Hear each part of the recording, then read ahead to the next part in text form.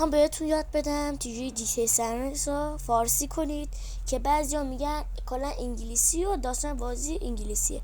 هم فارسیش کنیم که از بازی بیشتر بفهمین. خب برای این کار ساده ترین روشه. برین داخل روبیکا بذار بیاد بالا. کلا شما میگین که نه، کلا همه میگن فارسی باشه بهتره انگلیسی باشه نه. اصلا این بازی جیسن خود فارسیشو میریزین شاید کلا نه، کلا فایل دیتا باشه از این حرف. و بهتون گفته باشم GTA سنرس براتون میفرستم فرستاده نمیشه. بعد از کانال امیرتیک بریزین، منم از اونجا ریختم GTA سنرس. بذار بیارم. خب الان من الان سرچ میکنم این مثلا GTA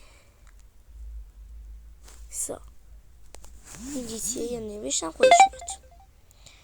الان چون من الان دارم ویدیو ضبط میکنم، بعد که ویدیو تمام شد فایلتو براتون میفرستم. خب برام زدارشی و میذارم ای که اصلا برای آموزش ها خیلی لازمه. ببین داخل پوشه دانلود هاتون و این که از میخوای از کانال روبیکامون نصب کنید، اینو میذاری روش استخراج میذاری، مسیرش اندروید دیتا و بازی مثلا بازیتون، فایل دیتای بازیتون و اینو میزنید و اینو استخراج میکنید. جایگزین من تا چون انجامش دادم میگه انجام دادی چرا دوباره انجام میدی. من الان تغییر نامش دادم، میدونم جایگزینش کردم که بشه. خب من ویدیو لحظه قطع میکنم تا این پر بشه. خب الان استخراج شد، میایم بیرون، کلا میایم بیرون و کلا یه کاری میکنیم کلا بریم داخل GTA سا. من الان براتون ارسال کردم اما به خاطر اینترنت های ضعیف نمیشه دیگه و یعنی ارسال میکرد. بین از کانال امیرتیک بریزیم، من از اونجا ریختم. کانال خیلی خوبیه. خب برین آفلاین.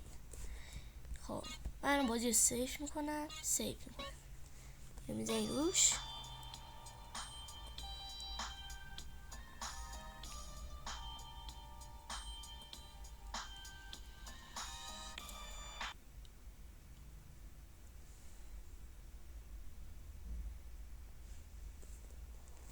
خب من آهنگاش هم فارسی میشه کلا داستان بازی. من الان چون تمام کردم نمیتونم مرحله‌اشو برای شما برم. خب مثلا سواری میخوام بشم، من آهنگش صدا کنم بچه. صدا اینا مثلا میذارم خارجیه. آهنگ رپ هم داره، خیلی خوبه.